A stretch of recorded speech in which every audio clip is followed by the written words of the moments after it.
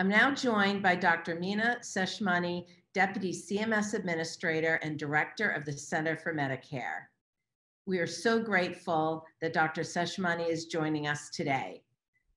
Dr. Seshamani most recently served as Vice President of Clinical Care Transformation at MedStar Health and also served on the Biden-Harris transition team and was Director of the HHS Office of Healthcare Reform, where she led the implementation of the Affordable Care Act.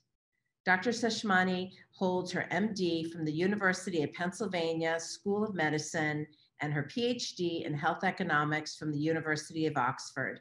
She also has been a practicing head and neck surgeon from Kaiser Permanente.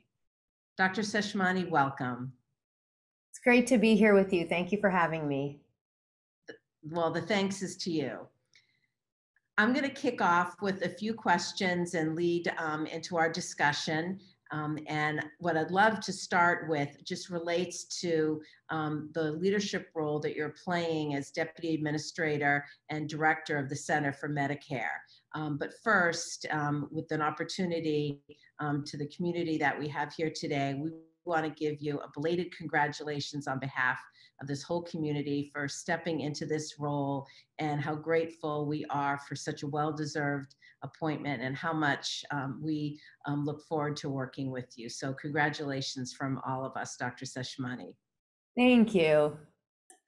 And as you are in this role, just as we kick this conversation off, if you can just shed light as you're in this role as both Deputy Administrator and as the Director of the Center for Medicare, can you share how the center fits into the overall work at CMMS and just giving a sense of the functions within your center and the role that you'll be playing within CMS and within HHS?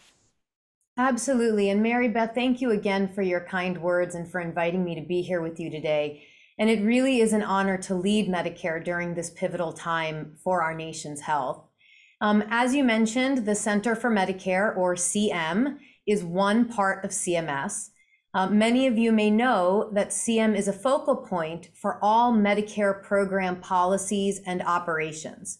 So I lead the team that oversees both Original Medicare and Medicare Advantage and Part D. CM also oversees the Medicare Shared Savings Program, which is the largest value-based care program at CMS. We have more than 500 ACOs, accountable care organizations, and 12 million beneficiaries in this program. We also work in partnership with our colleagues across every part of CMS. We know that the work we do in CM could not be successful without the partnership of our team across the agency and across the department and administration. Overall, CMS's vision is to serve the public as a trusted partner and steward dedicated to advancing health equity, expanding coverage, and improving health outcomes. And Medicare has a central role to play in that vision. We must advance health equity, drive high-quality person-centered care, and promote affordability and sustainability. And we can do this through Original Medicare, Medicare Advantage, Part D drug coverage, and our transformation initiatives through our Innovation Center and through the Medicare Shared Savings Program. And I think you mentioned about my background. Certainly as a physician, I have seen firsthand the impact on patients, their families, and their communities when the system doesn't work for them. I am truly committed to ensuring that we will achieve all of these objectives in partnership with our beneficiaries, and they really have to be at the center of what we do. And that's why the group that you bring together is so important, because no one piece can solve the healthcare puzzle alone. It really is about creating that partnership where we can all come together and really address in a more holistic nature the issues that prevent people from being and staying healthy. Thank you, and thank you for underscoring the importance of that partnership that we're committed to. I want to recognize the time that we're in right now, which is just last week, Medicare's open enrollment got kicked off, and thank you for your leadership in getting that underway. And this is obviously a critical time for seniors. And we know that getting beneficiaries to make the fullest use of this time can be challenging. You know, research from the Kaiser Family Foundation has pointed out that 7 in 10 beneficiaries don't compare their options during an open enrollment. And we have polling that's shown 1 in 5 seniors don't know the fundamental difference between Medicare Advantage and fee-for-service Medicare in years past. You know, in your role as director of the Center for Medicare, what do you find is important for seniors to know during this open enrollment season? And how can all of us, stakeholders and government, you know, play a role in increasing seniors' awareness? Mary Beth, I'm so glad that you raised this because I would love to talk about Medicare open enrollment. It just began and it runs through December 7th. We are encouraging people with Medicare to compare their health and prescription drug plans to make sure they have the best plan for them. As many of you know, Medicare plans can change offerings each year. So a plan that someone is currently on may be changing. And similarly, people's health needs can change from year to year. So by comparing all options, people can save money, find better coverage, or both, even if they're happy with their current plan. So we would love your help spreading the word to seniors, their families, and caregivers. Some ways to do that. First, an easy thing to do is point people to comparing health and drug plans at medicare.gov. People can input the list of prescriptions they're taking and do a side-by-side comparison of plan coverage and costs. If they choose a new plan for 2022, they can enroll right there. But some people may want some further assistance. So second, they can contact 1-800-Medicare. We're here to help 24 hours a day, including weekends. There are also free personalized health insurance counseling in communities from the state health insurance assistance programs. So again, in calling 1-800-Medicare, people can get information on that more local personalized health insurance counseling as well. And then finally, for people on Medicare who are facing challenges paying for healthcare, they may qualify for Medicare savings programs that are run by their state. Right now, only half of people who are eligible are enrolled in these programs, and these programs can really help save money on health and prescription drug costs.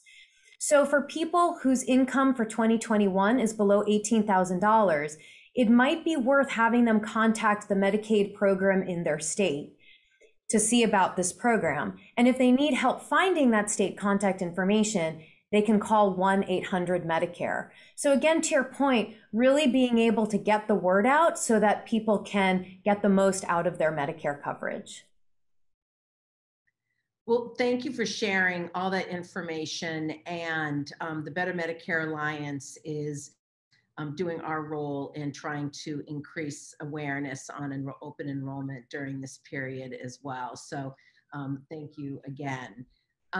I want to go back to August when you co-authored the Health Affairs blog sharing CMS's vision to the meaningful health system transformation that focused on equity and paying for the healthcare on value-based instead of volume of services provided, and also delivering person-centered care that meets people where they are. You know, Medicare and Medicare Advantage are often seen as important drivers in transforming the healthcare system. You know, how do you see, Dr. Seshamani, Medicare and MA leading the work to transform the delivery system? Well, more than 63 million Americans are enrolled in Original Medicare or Medicare Advantage.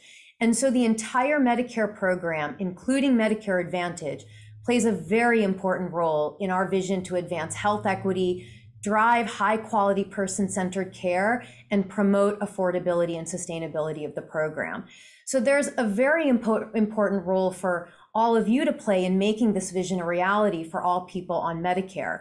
There are opportunities for better alignment and partnership so that all parts of the healthcare system are rowing in the same direction. And I believe we have to take that approach so that we can make sure that we're providing Americans access to quality healthcare. One example, the pandemic has certainly shown us the need to more holistically provide care for our communities. So we need to think about this value-based care across all of our programs. For example, our Medicare Shared Savings Program, so accountable care organizations where providers come together to better coordinate and manage care to improve quality and lower costs. In this program, our Shared Savings Program ACOs continue to improve quality and save money for the Medicare program. Nearly $2.3 billion will be distributed in shared savings. And they also improved quality, even through COVID. We have stories of the accountable care organizations investing in community health workers and case managers to be able to reach out to communities that were struggling during the pandemic to help people to figure out how to stay healthy, how to address housing issues, food issues as the pandemic rose. Because I think, as we know, those health-related social needs can really then lead to downstream health impacts, particularly during this time. So we want to continue working with all of our partners to enhance this movement, to think about care more holistically, to be able to drive that kind of transformation. Where there are these opportunities to partner on furthering value, on the affordability and sustainability. And I just want to emphasize that alignment because, as a physician and, previously working in a health system, I know how it is when a provider is approached with multiple ways of getting to the same goal. And we want to be able to work in partnership so we can understand better what works, what doesn't, what kind of data can be helpful to identify where there are opportunities for us to move in equity, in creating that more holistic care, so that we're all rowing in the same direction. We're supporting beneficiaries and our providers as care delivery is transformed on the ground. Mm-hmm. I want to drill down a little bit on health equity, one of the pillars that, again, going back to your the August blog that you had co-authored and focus a bit more on health disparities, because there was that one pillar that was about advancing health equity and addressing the health disparities that was just underlying in the health system. And when I was fortunate to be one of many stakeholders, the CMS administrator had pulled together talking about priorities of concern and hearing what the CMS priorities were. The common thread was health disparities, and that is a central focus of the Better Medicare Alliance as well. And where we see an opportunity for great synergy, between the administration and the Medicare Advantage community is in the area of health disparities. What role do you see the MA community playing in the drive to health equity? And are there particular efforts, from Medicare Advantage plans, providers, again, given your background, being with a provider and community partners that stand out as significant to you? Yeah, Mary Beth, thank you for bringing up the health equity pillar, because we definitely want to specifically focus on the most underserved or vulnerable. Those who have not been able to access care or who have a myriad of other issues impacting their health outside of the four walls of a clinic or hospital.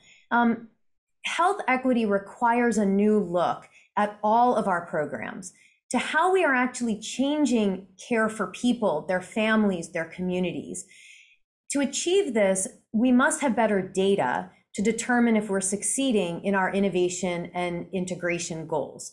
This data must be actionable, relevant, and timely. So, for example, in Original Medicare, we're doing breakdowns of the performance of our accountable care organizations by race and ethnicity, income level, geography, so that we can see where there are opportunities for further advancing health equity as we drive this person-centered care.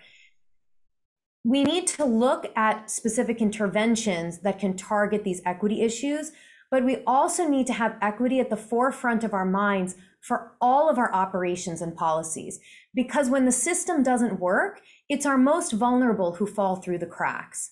And so with that framework of where can we specifically focus on targeting disparities and addressing equity, and where can we make sure that the system overall, all of our operations and policies are working in the best way they can to make sure people don't fall through the cracks. Taking both of those approaches are very important, and we want to be able to partner with you on that. How are you using data to identify areas to improve? What interventions have or have not worked? Where can we align and work together to create change across the system? That will be key to be able to driving this kind of work forward. Mm-hmm. Mm-hmm. We just had a panel at our summit, and the focus of the need for data in this area was, once again, a common issue. So that was one of our takeaways that we need to focus on, and we'll look forward to working with you and sharing what we learned. So thank you for looking to us to work with you on that. I want to switch gears to COVID-19. Again, another area in your agency that you're needing and have been leading on. What do you see on how Medicare is able to address the needs of seniors in the area of COVID-19? Yes, well, we all know that the COVID-19 pandemic has put an enormous strain on families and individuals. I think the pandemic has also shown the importance of CMS's vision that I was talking about earlier around advancing health equity and driving for this high quality person-centered care. To address these challenges, especially within the context of the continuing pandemic, we need to continue to focus on vaccinations. We need to address behavioral health issues and make sure that we are transforming care on the ground. And again, to pick up on the theme, one of the themes of what we've been talking about, we need your help and partnership as we continue to fight COVID-19. So drilling a little bit more into each of these. First, on vaccines. We at CMS are doing everything we can to remove barriers to vaccines, from giving access to a third dose of the vaccine with no cost sharing, to increasing payments to providers, to vaccinate people with Medicare who have difficulty leaving their homes, to ensuring that healthcare workers who work with people with Medicare get vaccinated to protect health and safety. And so please help us ensure that no one with Medicare gets left behind in accessing a COVID-19 vaccine. Help to encourage people who work with people on Medicare to get vaccinated, because we know the higher the vaccination rate, the lower the infection rate. So that's vaccines. Thinking about behavioral health, we have definitely learned from the pandemic that we need to strengthen and advance behavioral health, and particularly for our nation's seniors, the social isolation that's been created, through the pandemic is something that we, must address. The Biden administration writ large is committed to achieving mental health parity, expanding access to mental health care, eliminating mental health stigmas, and particularly focusing on underserved who are disproportionately affected. And for us in the Center for Medicare, as an example, we expanded access to telehealth services for beneficiaries with mental health disorders in the physician fee schedule proposed rule. Because enabling someone to engage from their home who previously had to take multiple buses maybe to get to a clinic can make an extraordinary difference in their ability to access healthcare and improve their quality of life. So continuing on that path together. And then third, coming back to care transformation. The pandemic definitely showed even more the need to more holistically provide care for our communities. There's been accelerated innovations in telehealth, in care in the home, and the pandemic showed that better care coordination, providing care not just within the four walls of a hospital or office visit, but across the experience of a person, is really key to keeping people healthy. As I mentioned before, with accountable care organizations, many were able to quickly pivot to telehealth to provide the team-based services needed to address the range of issues the pandemic created, investing in care managers and social workers who really provided critical support to communities who were struggling to stay healthy during the pandemic. So together, we must continue to encourage innovation and this transformation in care delivery through our payment models, but also through shared learning collaboratives so that we can evaluate and harness the lessons learned from this time and support our providers on the ground and our beneficiaries on the ground who are engaging in this care. Thank you. And thank you for the direction that you're providing us. That is so helpful. So I'm going to squeeze in one last question. I know we could have so many, but we want to respect your time. And again, so grateful that you gave it to us. You are the foremost expert in Medicare. And so for us to be able, to grab your thoughts while we, have you here. For the attendees that we have in our summit this week, they're partners on Medicare Advantage and Medicare. What can you say to these partners to ensure that the latest data and research on Medicare and Medicare Advantage is being used to improve, the program? How can you, say to, our attendees what you need from them to help improve as you're asking us to partner, how can we help in improving the program in a broad way? Yeah, a really important part of our partnership and being able to work together to improve Medicare is figuring out how we can better connect the dots. We've all learned, especially through the pandemic, but even before, that health is affected very broadly across the range of experiences of a person. And so what kind of data can help identify the drivers of health, particularly to improve health equity, but also writ large? How can that data help us to address those drivers? What interventions, supplemental benefits, care management programs in the community, and really across care settings to improve health and well-being? What kinds of interventions work or don't work or could stood to be improved, could stand to be scaled? What are ways that we can drive, more holistic value-based care contracting with providers and practitioners to really enable that forward movement? I think those are all examples of what we can do. To pick up on supplemental benefits, and as an example, we would love to learn more about what plans have learned in offering them.